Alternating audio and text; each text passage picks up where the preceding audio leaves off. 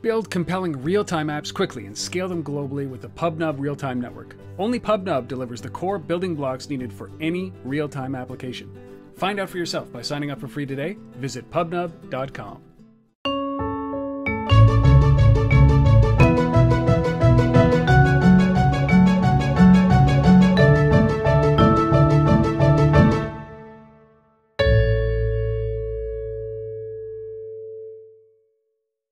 Hello everybody and welcome to Untether.tv. I'm your host and founder, Rob Woodbridge. This is the place you come to very often, hopefully more often now than you were yesterday or the day before, to get some information, some insight, and some background knowledge in order to be able to help you grow your business your mobile business, and from these experts that have done it, who are struggling to do it, or in the middle of it right now.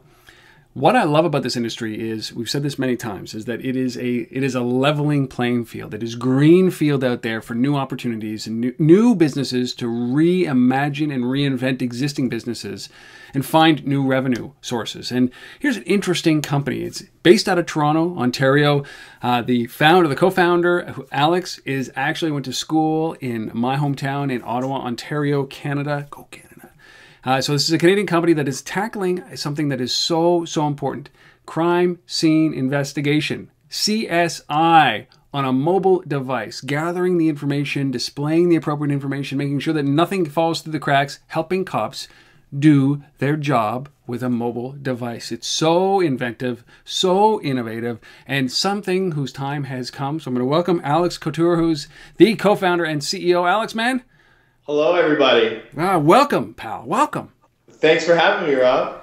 So this is a big business, obviously, because, unfortunately, the things that happen outside of the law continue to happen outside of the law. And these devices are such a great tool to be used. Because, look, they got a camera, a video camera, they got email, they got text messaging, they got a way to catalog all these things.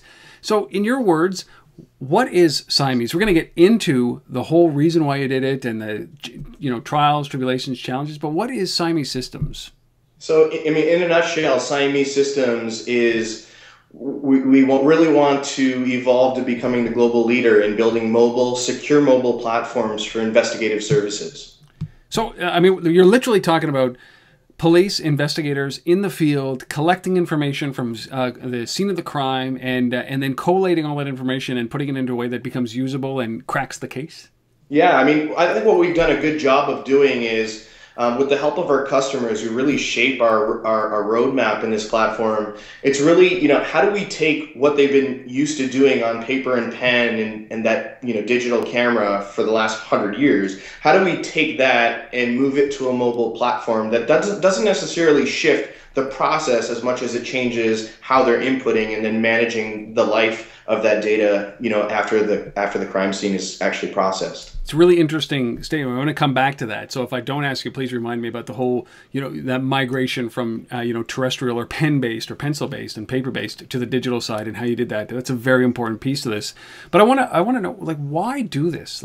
There seems to be a whole bunch of other ways that smart entrepreneurs can make money in mobile. Why go after something that traditionally, you see Matt Locke with his little, I got even one of these, his little notebook where he's flipping over the piece of paper and he's taking notes. It seems to me that police are Luddites, right? If you look at the computers and the systems in the cars that they've got right now, it's not so great. And now you're asking them to carry a smartphone next to their cop or their guns. I mean, I guess as entrepreneurs, we've been really focused on trying to find something that's highly disruptive.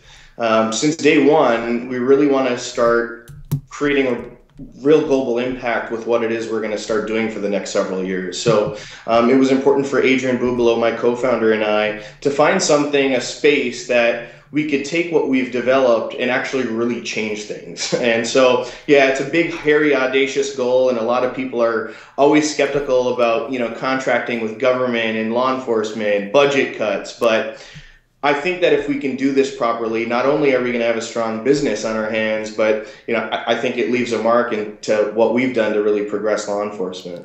I think it's interesting that, my view has always been, ever since I was a kid, a young kid, not a delinquent kid, but a young kid, is the less police know about me, the better, right? And sure. I don't even want to do business with the police because then they start asking questions, right? I don't have anything to hide, but, it's that mentality. So you go in there, guns a-blazing, terrible.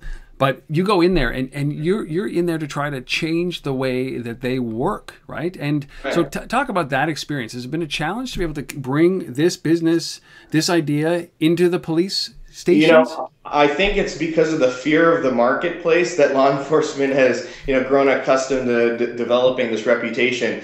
It's been strikingly amazing about how many police chiefs, administrators in Washington are actually poised to have this conversation. So it's actually been the complete opposite. It's been fairly easy getting police chiefs on the phone and then getting their time to really speak about this. Because I think they lack solutions in this space. So the fact that here we have this startup called Siamese Systems who's developed this great platform, a secure platform, I think they're just really enthused to be participating in it. So it's been interesting to see the number of early adopters, chiefs that are quite innovative and are trying to figure out how we're going to do more with less. So. Oh, yes.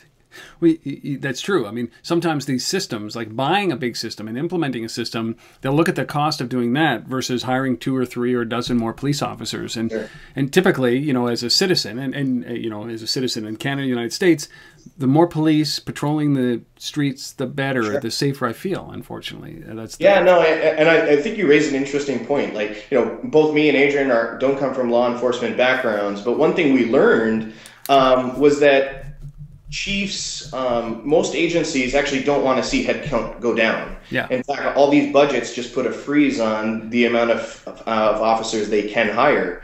But the conversation really becomes, how can this mobile CSI platform help us resource reallocate?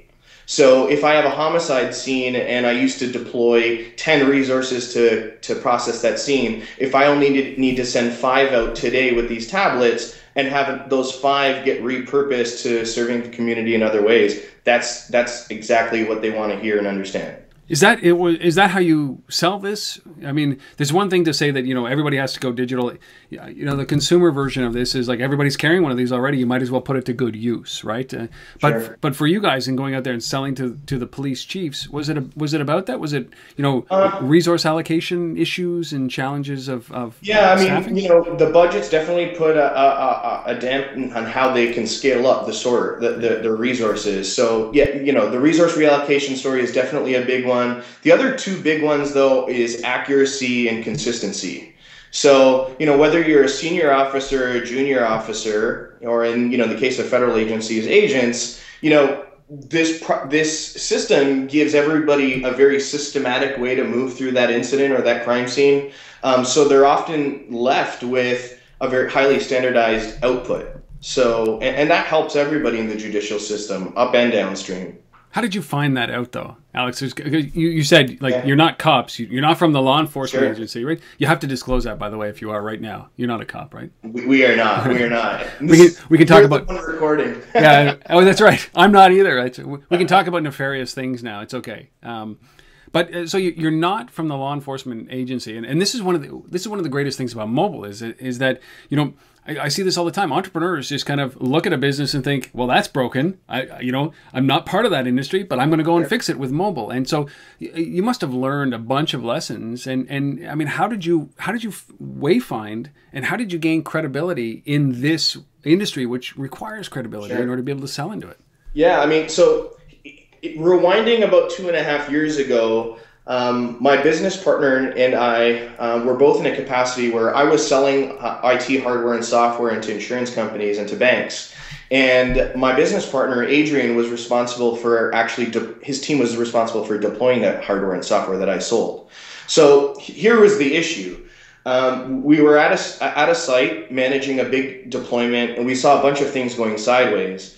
And what we saw were technicians grabbing their smartphones or digital cameras, snapping pictures of boxes that were missing pieces, defective systems, and then what they were doing were going back to their laptops, uploading those images to an email client, marrying it to some content, and sending it back to the IT help desk. So I guess with as many years of service as Adrian had in this space, he thought, why can't you do that on a mobile device? Snap a picture, create some content, send it off. And, though that may not sound as a novel idea today, it's still a novel idea when you talk about it from the lens of enterprise software and what that means when it's backed into a really meaningful business process. So we had developed this retail application that was a note-taking / photo annotation engine. And we happened to have a deputy director from a U.S. federal law enforcement agency as a user of that retail application. He came to our support queue one day and thought to him, and really professed to us the notion that with some heavy lifting, our software could be tweaked into a crime scene investigation software that was not readily available on the globe. He had done his due diligence of really trying to figure out if there was other technology out there like this, and there wasn't. So it was just around the time where we knew we needed to flip this retail application development company into an enterprise software company, one that had a niche. And so it was like stars aligned, and we knew we needed to go and pursue this. And, fast forwarding about 2 years later, here we are now, with that first platform. And, we're certainly a first mover in this space. Why did you think you had to flip it? You did what everybody else did 2.5 years ago. You built an app first, right? And then I love that because the market leads you and you're looking for a niche and it's very broad. It must have been very difficult to sell or, describe the product back then because it didn't have a niche. But why did you at that moment decide, before this guy mentioned it, but why were you thinking you needed to flip that? That's an important lesson. I think for one, that's been my background is selling enterprise software hardware. Okay. So I understood what that process was all about. So were you uncomfortable about selling this kind of nebulous consumer-facing thing? Yeah, because I don't know, not that we were uncomfortable with it, but it was solely about marketing when you're selling applications to people at home, and so I think really to create a shelf life for our business and create some longevity in it. And then some recurrence and revenue, it was important to... Three very important things, yes. Very important things. And so, aligning ourselves to corporate and, in our case, government contracts was something we knew we had to do. So you're looking for a niche and you're thinking this, and then the guy says, hey, what about the law enforcement space? And did he volunteer to help you guide you through that process? Or was he guided the initial build, helped us validate whether or not the things that we were thinking about would actually be useful and leveraged. And then since then, it's been sort of this recurring model of every time we onboard a customer, we try to get somebody who's tech savvy and an officer to join our innovation team. And then we get on calls on a quarterly basis and really hash out issues, what things need to get added to the software so that it becomes more robust and usable.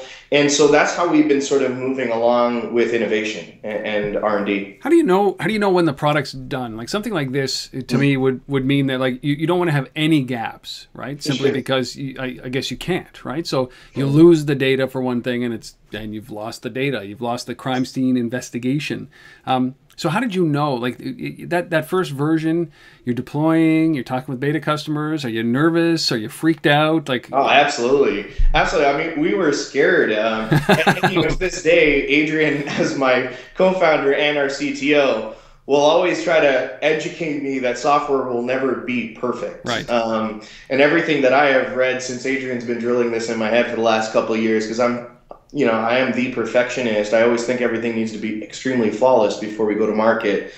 It really is, the best QA doesn't come from us or expensive software. It comes from our users using it. So, I think that the sooner that we can get a semi-usable product in the hands of real customers, incent them to use it, if that's favorable pricing in the beginning, so be it.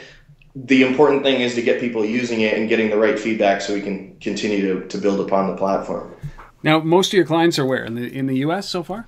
Yeah. Unfortunately, it's been built here in Canada, and we're selling in the U.S. Adoption seems to be a tad bit faster in the U.S. Larger budgets, more agencies to call on.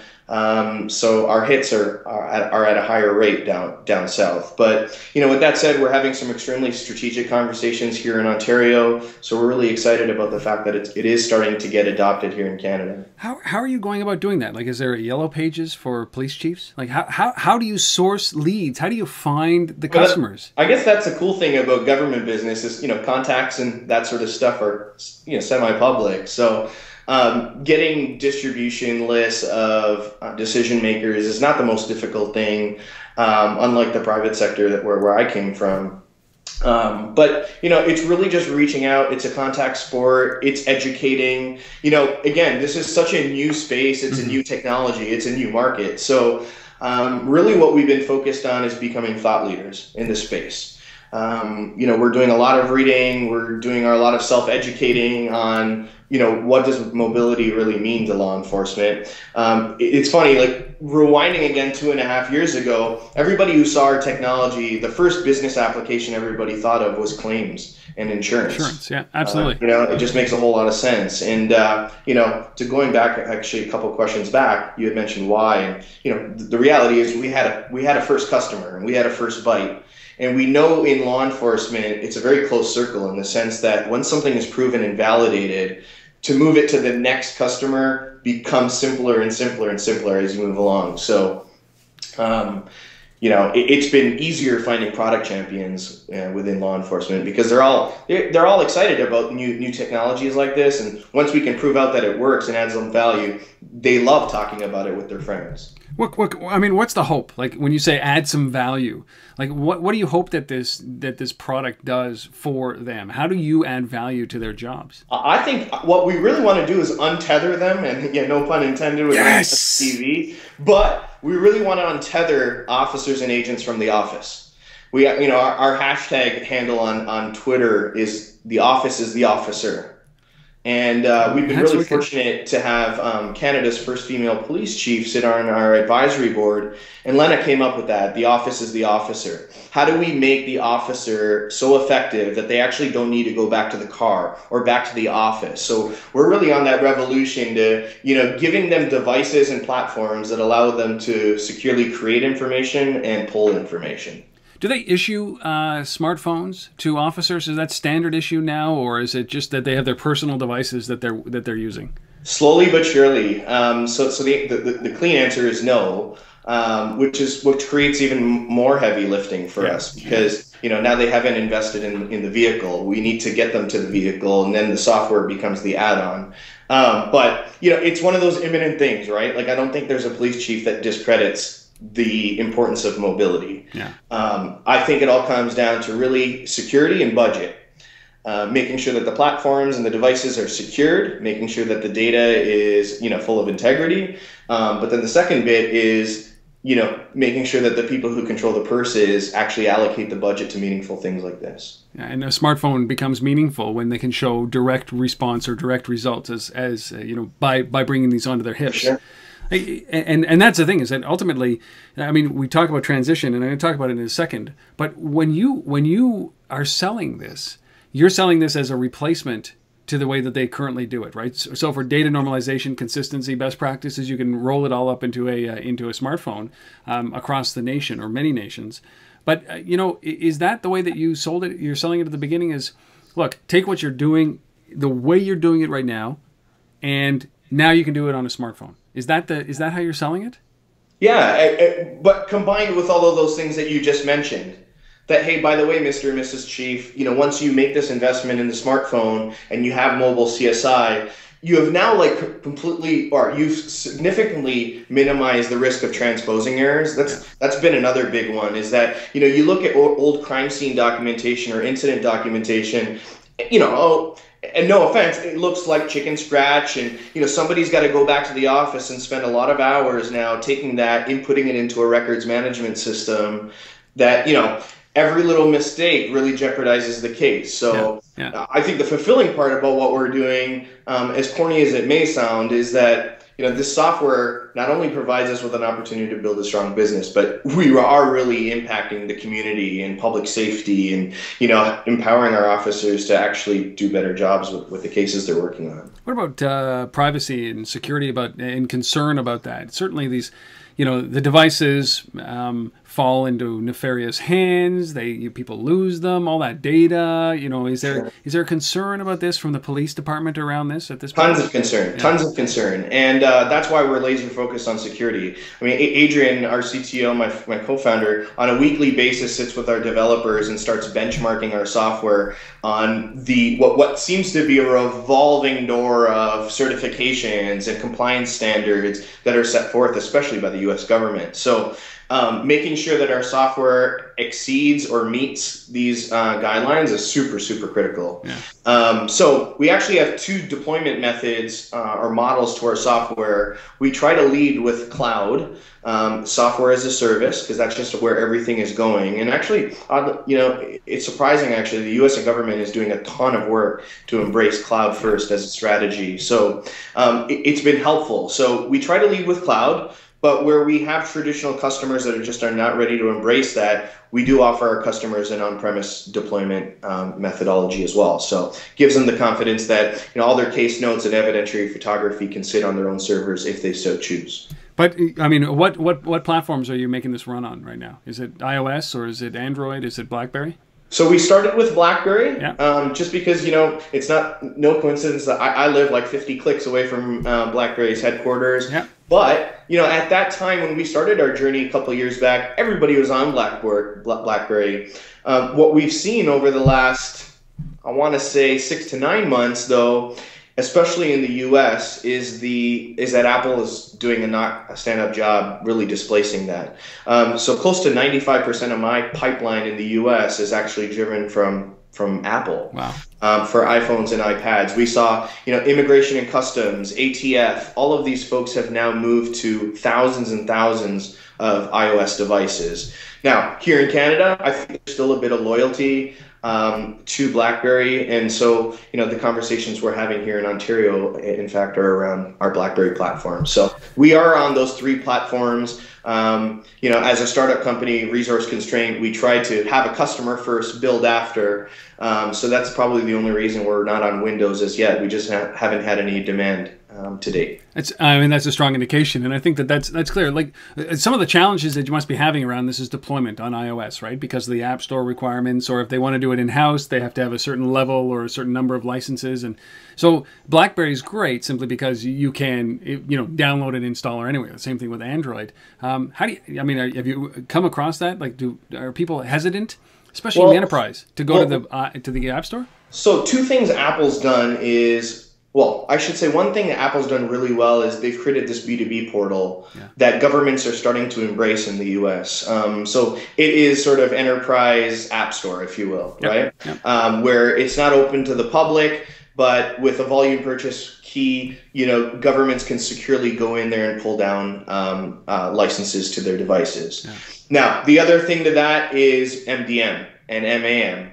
So mobile application management solutions, mobile device management solutions like AirWatch, Mobile Iron, Mass 360, all of these guys are also doing a good job of creating solutions for governments and corporations that create secure containers, that give them ways to manage heterogeneous environments of smartphones and tablets. So, in combination with those two, actually, it's really been able to minimize a lot of the friction that you would have thought is part of that process. Yeah, it's always a concern, right? Is that I think that was what was limiting, and that was great about BlackBerry early on in the day. But now you're right. I mean, the tide has significantly turned, and it's going to be interesting to see because certainly the devices, the quality of the camera, all those things seem to be much better on the Android devices that are coming out and the and Apple's. So your development process here, you just alluded to it a little bit. You talk about picking a platform and going deep in that platform, right? And then kind of branching out based on demand from customers, whether you go into, go into Android or go into Windows or iOS. But the development process must be pretty flexible for you guys, like for features and adding new devices and adding new everything to your software. Has it been, like, do you stick by a plan, or how malleable, I would say, are your development processes based on what your customer gives you as feedback? Yeah, I mean, so, we can't build everything. And the important thing is, especially as a startup, is to manage expectations and making sure that what we build for one is valued by the other. So just because there's feature requests, it doesn't mean that, we stop what we're doing and we start building. And we just don't have the bandwidth for it. But, as we get a feature request from one customer, what we typically do is we'll bounce it off 3 or 4 others, get a handful of opinions about whether or not it would be valued. And, that helps us, gauge the priority of it. And, how important is it to have it in the next 3 months versus 9 months from now? in terms of development, because our software is so resource intensive with images and photography and annotations, building natively was extremely important. So we don't leverage any universal code platforms. We have to start development ground up. So again, that actually adds a huge level of complexity as we start to build and decide what features to implement for our clients or not. What about things like offline access? It would seem to me like there are certain parts in a city that do not have connectivity, and the challenge is there. I mean, doing this, because it requires that same consistency as a pen and pencil and a piece of paper and a traditional camera. I mean, you obviously have to think about these before you even go in and add features, right? So that offline browsing, offline capabilities are so important to this. Yeah, I mean, our QA process is rigorous. I can imagine. As much as we have to be able to pass bullets through the software, in the sense where, because of the back end of our system, we need to make sure that everything is synchronized extremely accurately. So what we've done was we've created very secure containers in our sandbox within mobile CSI that essentially, if the device isn't connected to a zone, an internet connection, any of the data that has not synced yet sits in an encrypted container, and then as soon as it hits a zone, it flies off the device onto the server. So, and then throughout the process, we are, through dialog boxes and information, the clients know very confidently that the task has actually been performed. Gotcha. So, how did you, I come back to this, is that is this trial by fire? Was this like you implement something and then you're like, okay, now let's figure out what did we miss here, or what's missing here, or do you bury it in lead and see what happens? I mean, there's got to be a process here, because this is your first time entrepreneurs. You're building for a pretty important piece of law enforcement, and you cannot fail. So that has to be an iterative process. You don't have all the answers all at once. No, we don't. A couple things we've been doing is making sure that we have the right clients, right? In the sense of having clients that actually want to help shape this future. Right. The second is having some internal domain experience. So, having people like Lena, who is a retired police chief, sit on our board. We have friends who are police officers. We try to validate things to people before they go out to the market. But on the flip side of that, again, going back to having good customers, it's super important having these folks that are part of this innovation team really grab hold of our software before it's released, so that we have sort of this first line sniff test at whether or not something was built properly and if it actually works. And that's above and beyond all the internal QA stuff that we're committed to doing internally, so. Gotcha. It's worked so far. Well, you can't complain as long as, I always wonder how big the market size is here. There are lots of police officers, lots of police departments, lots of opportunity here, unfortunately, simply because humans are humans. You obviously charge, as a software as a service, you charge a monthly fee, or do you charge a deployment cost? Is there anything, insight you can give on how you guys are going to make money off of this? Yeah, I mean, without going into the dollar figures, what I can say to you is that we have taken on a pure subscription model for our SaaS-based deployment. So there's a recurrence on an annual basis to have access to the server and to the front-end software on the tablet or smartphone. And then the only thing different on the on-premise deployment model is that there's a cost associated to us coming in, setting it up, testing it, doing an IT knowledge transfer to a server administrator. So there's some upfront professional services cost to the on-prem deployment. Well, the only difference. What happens when they don't pay? We shut it off. You just shut it down. That's the beauty of software as a service, right? Is that, if there's not a budget for something, we can shut it off. If there's no values perceived by the client, we can shut it off.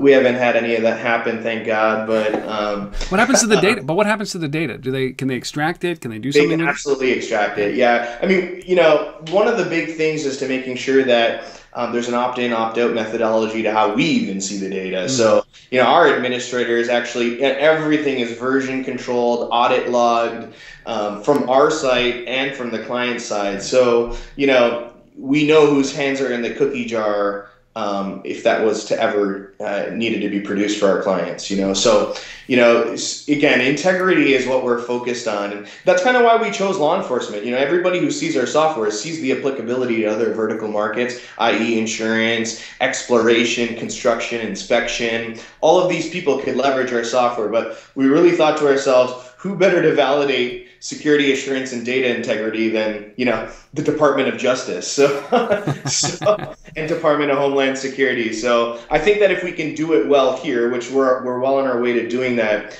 I think moving into other markets actually will be considerably easier. Easier. Yeah. Well, my next question was exactly that. Was, I don't know anybody who picks law enforcement first, right? So because there are a whole bunch of there's low-hanging fruit, right? There are things that, as you said, like insurance and construction and everybody else but the cops, right? Because maybe there's a little bit more of a play or a little bit more leeway around faulty software or something going wrong with it. But with police, like you're in the shit, right? Like you do this and it's wrong, you're in trouble. Your business is out of business, right? So. Like I applaud you for doing that. I think you're insane to go with the police first, right? So, but I think that's probably what keeps you, unique in this space, right? Sure. Yeah, and I think the investors that we've been able to attract, the employees we've been able to attract, I think stems around this big, hairy, audacious goal. Yeah. And so, I mean, we are real to the fact that we couldn't have probably picked a more complex market. But I also know that, you got to go big or go home. And, it's the big issues. When you can solve big issues, that's when there's big rewards. And that's both financial and, just being happy with, the impact that we're creating with this solution. I'm clearly a lazy entrepreneur. You are not. You're clearly not. No, it's different. I chose the easy route, which is asking questions, right? You guys are solving real problems. A lot of questions, Rob. Yeah, exactly. I'll keep going. My last series of questions is around, you said this, like, what does mobile do for law enforcement? Because I think about this quite often is that, I remember, I'm old enough to remember when they didn't have computers in cars, right? In police cars. And it was a lot of, talking, no cell phones, no nothing. And I've gradually seen technology become a part of everyday use in police cars. Sometimes on the bad side, when I get caught, speeding or something like that, they can look everything up and they can issue the fine and then take money out of my bank account right away. They can do all this thing. Technology has advanced their job. It's made it easier for investigation. So now we're talking about moving from that terrible computer inside the machine right down now to the device here and having so much more power about this device. So talk about the benefits that this device or mobile in general or pervasive computing brings to the law enforcement industry. This is your belly. This is your thought leadership piece, right? Yeah, here. for me, I think it really gets down to the sharing of information. When I used to sell in healthcare, we face this as Canadians all the time in our system. Is I can have an issue or an allergy here that a doctor discovers here in Toronto, but I go to Calgary, they have no clue, and they could actually prescribe something that could indefinitely kill me. Now, when you look at law enforcement, it's the same thing. It's like you have a homicide, rape, something happens terrible in one jurisdiction. There is zero sharing of information happening with neighboring police departments. And for me personally, I want to get police officers and law enforcement in general to a place where that is accepted. And I know that that's hairy in itself, and that requires a bunch of different stakeholders, getting their hands on the table and helping with that. But that's what we're committed to. We really want to see this evolve to a point where, these devices are used to create information, pull information. They no longer need to get back to a car, so we can actually be in the community more. But at the same time, giving them an ability to really share information and improve community safety, because at the end of the day, that's really what it's about. So, the soft part to this whole reason why we're doing what we're doing, we're all fathers, proud fathers with children, and we really want to see these guys with better tools. Just a quick anecdote. There's been a number of chiefs, command staff that we meet at police departments that talk about how difficult lives have become for officers because of these television shows. Because there's this false expectation that officers actually have access to all these great technologies and can run DNA samples in 10 minutes and have results and, use iPads to document crime scenes. But, so, I mean, what we're trying to do now is bring all of that into reality and live up to community expectations because, hey, the technology is out there. What it comes down to now is, bringing it, delivering it in a secure manner that's budgeted for and can ultimately be paid for. Yeah, I mean, they can't do all that stuff in a 1 hour episode of, CSI Miami or something like that. They can't do that in real life. Yeah, no, absolutely. Just complete frustration on the part of most officers. And most officers, really don't fill out their uniforms the way some of those guys do and some of those girls do. Sure, right? Yeah. Sure. Here's a question. I always think about these devices, there's a lot of it. Cars, they have black boxes, right? For all intents and purposes, they have dash cams. They have all of these things that protect the integrity of the law, right? So where you are, what you've done, the dash cam is one of these great things that we all see these, crazy adventures on television with dash cams. But I look at this as my own personal black box, right? So this follows me wherever I go. It tracks me wherever I go. People know where I am. People know where I'm going. So, there's got to be a way that your software leverages these things, right? So for audit control and for, testimonies, like in corroborating of evidence and say there's a foot chase and whatever it is, like, do you think about that and like what the future of this is beyond the software of collecting information around a crime scene? Do you start to think about this as basically the pulse? Just put this, launch this app once, put it in your pocket, and we are tracking you. We will not control you, but we will be able to, when needed, pull the data out of this phone in order to support something that happened as a result of, an arrest or something like that. Yeah, I mean, I think my short answer is that. Look, I just went into a very long question, man. You got to give me a long answer. The Motorola. Two-ways that they all wear today. Yeah. I see that going to a smartphone, and I see sort of this ecosystem of different technologies coming onto that device. And it's not just crime scene investigation and incident management. It's it's a whole bunch of things. It's two-way communication, secure communication. I think the networks need to build up to it to allow for that. But there's a gamut of different things, and location-based services. I mean, why aren't we using them? Yeah. And it's not about to just kind of keep employees accountable, but it's really about officer safety at the end of the day. So as bolt-on technologies come on to these devices, I think we're going to be in a much better place, and that's us as members of the community, and that's officers doing what they do every day. And what I've learned about police officers, actually, they're all very, very passionate typically about what they're doing.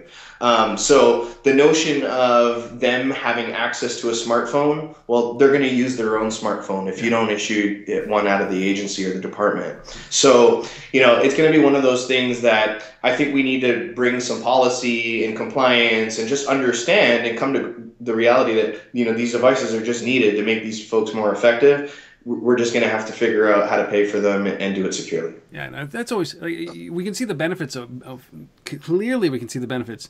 Where are the other opportunities for other guys like you? You found a niche and you will expand from that niche and start to, once you are in there, I guess the plan is, you trust us for this. Now you're going to trust us to do a whole bunch of other stuff. But, it just seems that every piece on a police officer's body, right, every device that they're carrying is ripe for disruption, right? So you can talk about sensors on your guns. You can talk about sensors on your badge to track you. You can do the two-way communication. You can put, heart monitors and blood pressure monitors to see, if they're in a tense situation or they can't talk or, so like it just seems at some point that and maybe I'm just overthinking this and I've watched RoboCop too many times. But there's got to be there's opportunity for everywhere in the police department to assist with these devices, isn't there? Like even I think of a Google Glass on side of on a cop, right, or a watch or something. Like there's got to be. This is a big opportunity, isn't it? No, there's a ton of opportunity, and I'm not sure if it's just the complexity of selling in this space and monetizing these solutions that might be a prohibitor to innovation, but. Listen, I think it's going to take a few people to be really successful at it, and then I think that'll spur just greater innovation as we move along. Listen, I think that there's going to be a day very, very soon where we use iPhones to do mobile drug testing, where, you know, I foresee the day of dropping unknown substance on a film that sits on top of your iPhone and it doing a very quick check to see if that's cocaine or not. Yeah. I see a lot of things coming down the pipe, and you know, now that we're in this space of selling into law enforcement, being technology innovators, it's been awesome to see actually how many folks have ideas about this. Now it's going to come down to funding, you know, startup investment. How do we build a pipeline of these innovative technologies? I can't agree. I couldn't agree with you more. Just like the possibilities to me are astounding. I mean, I wrote an article maybe 3 years ago about, hey, listen, you want to eradicate drunk driving, which I think, you know, there's two ways to look at these devices. They can be, you know, they can be after the crime, right? Which is exactly where you are. You want to make sure that you don't miss anything, and this gives you an opportunity to document the entire crime scene. And eventually, you can see panorama, 3D, all that kind of stuff.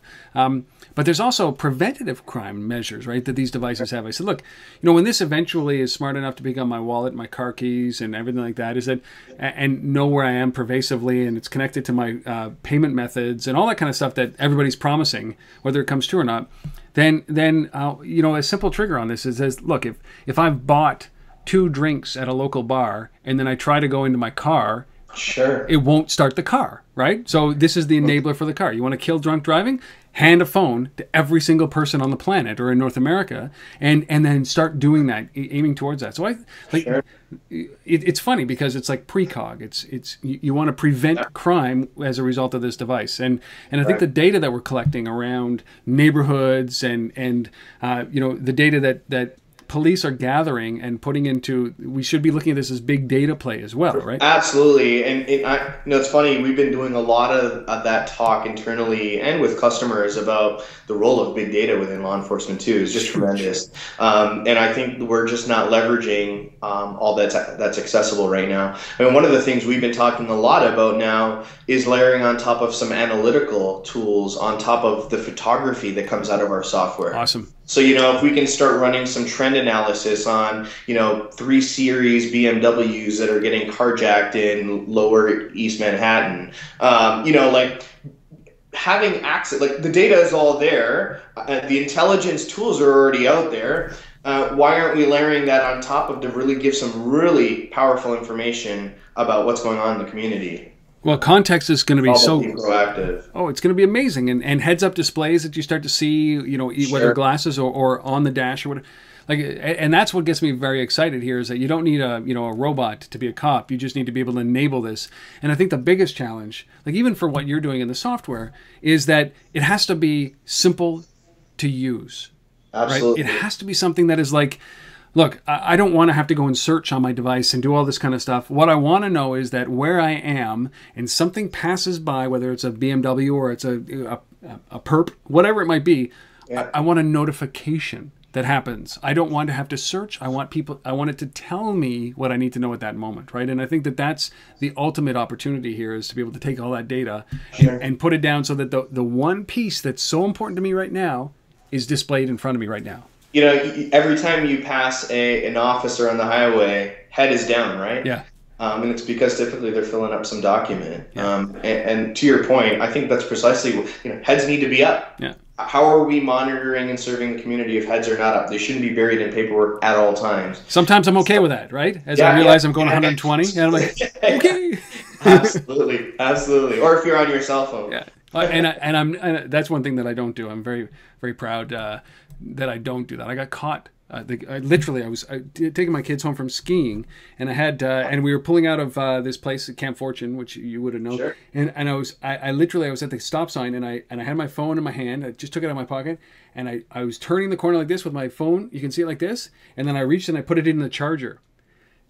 2 seconds later, woo, pulled over. I'm like, I said, what? Like I thought, like, oh, I have a headlight out or something like that. And the guy says, you were texting. I'm like, no. I was just putting it into. And he told me the law was that if it is in your possession, if it is in your hand, while you're driving, it is an offense. And I fought it and won. I said, like, there's no way. You proved to me that I made a text or a call. I was transferring it to my charger, and they sided with me. And the guy did too. He said, like, well, I'm writing you a ticket. This is the law. You can go and take that up with the courts. So I fought it. I don't. Good thing he didn't have mobile CSI and documented that in real time. Exactly. If he did, he would have seen me like, blah, blah, blah. You're like, hey, look at the picture. I see Rob. Exactly. There's him dialing 9. Exactly. It was like this. What am I doing here? My kids were in the back. They thought it was a hoot. I thought I was frustrated. But so all of these things, are fascinating to me. But they all have to they all have to start somewhere, right? So for you guys, this is where you start, and you see a great path down the way. Do you think you'll ever diversify, or do you think there's enough business for you guys in the law enforcement space? What you're doing now? There's certainly enough business in the law enforcement space, but I won't say. I think we're too early to say would never diversify. Yeah. I think there is an extremely large platform play to what we've developed, and when I mean platform play, it's greater than law enforcement, it's greater than insurance. I think it's a tool that can be leveraged across a gamut of different industries. But I think this is a great starting point. I always kind of, whenever I look at my software, I kind of say to myself, this is Microsoft Word 25 years ago. I sort of want to vomit on it. I'm not very impressed by how it looks and feels. But you know what? When we show it to officers, it's significantly better than what they're doing today. And so it's being received well, and the value is very clear. But I'm really excited to really take this through, years. And so, yeah, we're completely committed to the space we're in, and we're excited to see where this technology can really go. Yeah, that's a good point. The consumer world is very competitive, right? Yeah, and as you said, absolutely. Out of 100% of your budget, you're going to spend 2% on development and 98% on hopefully trying to create awareness and marketing your product. Sure. Right? And that's what we didn't like about the retail space, to be honest with you. It's brutal. It's unforgiving. You need to have a lot of money to market properly. You do.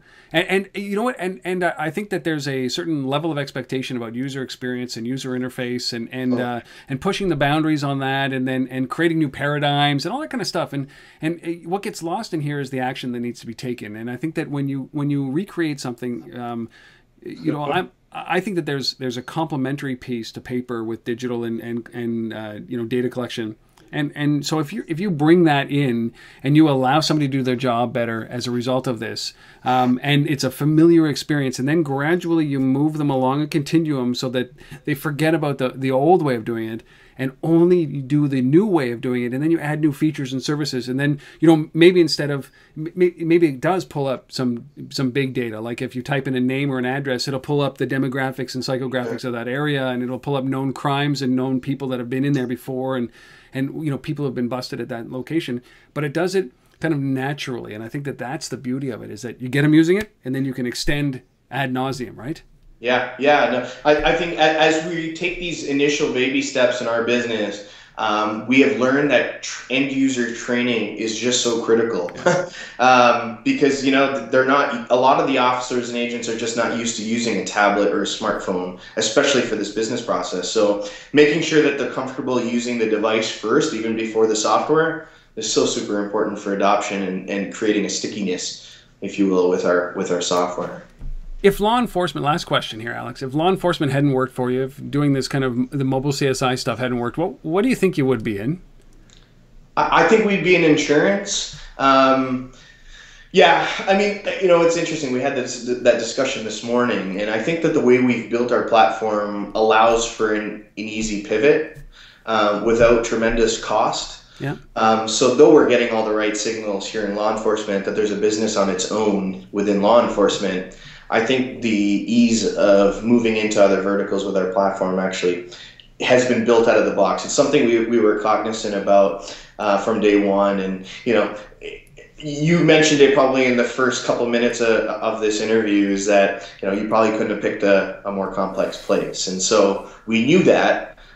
We are still very focused on that big, hairy, audacious goal. But if for whatever reason something doesn't work out here, we can pivot elsewhere. But all the signs are telling us otherwise. I said that was my last question. I lied because I'm interested. Liar. I am. I'm a totally liar. Bust me, right?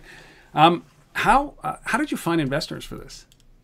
Well, it's been, like our board of advisors have been awesome. Like one of the things we've been focused on since day one on top of the other things that I said we've been focused on since day one, is having smart people around us. Yeah. So one of the first things we did was put together an advisory board, people from banking to finance to healthcare to operations to law enforcement. And then we've used their networks to reach out to folks with money, private equity, angel investors. So that's been critical. But again, we're still always in the process of raising money. So, what we felt is it's really been a contact sport, is that, there's going to be a lot of folks that just are very scared about what we're doing. Yeah. And then there's some that just want to join the journey and come along for the ride, because I think, again, there's a real strong opportunity to create some real global impact with the software. Yeah, and I think that maybe the investors that you're looking for, the guys that see exactly what you just described a minute ago, which was this, agnostic platform that can go into multiple verticals, and the police and what you're doing with the mobile CSI is just the beginning, right? Is the test for it. So yeah, instead of focusing on investors that like to invest in police plays, you're looking at that platform, which is that next layer up. So you're in the proving grounds, which is very exciting. And I think, again, going back to the law enforcement, it really is going to provide us that technology validation. That I think is critical for moving this into other markets. And then you get into location-based couponing for hot dog or for donuts and coffee, right? Yeah, I have no comment to that. I was going to say, that just ruined the entire interview. We were going so well, and I'm like, I waited 50 minutes to be able to bring up freaking donuts, right? I thought it was a tough, it always comes up. It does. It's so funny. So typically so stereotypical. But all right. So where do we send people, Alex, to find out more information about that? They can't download anything, but they can at least see great video and some photos. They can come visit us at www.siamesesystems.com. We have a request for trial, request for demonstration button. Please hit us up, and we'd be more than happy to walk anybody through the software. And if agencies want to start piloting, that's typically the first step. So SiameseSystems.com. And I watched the video. It's a 2-minute video to kind of give a demonstration. You have screen caps of all of your screens as well.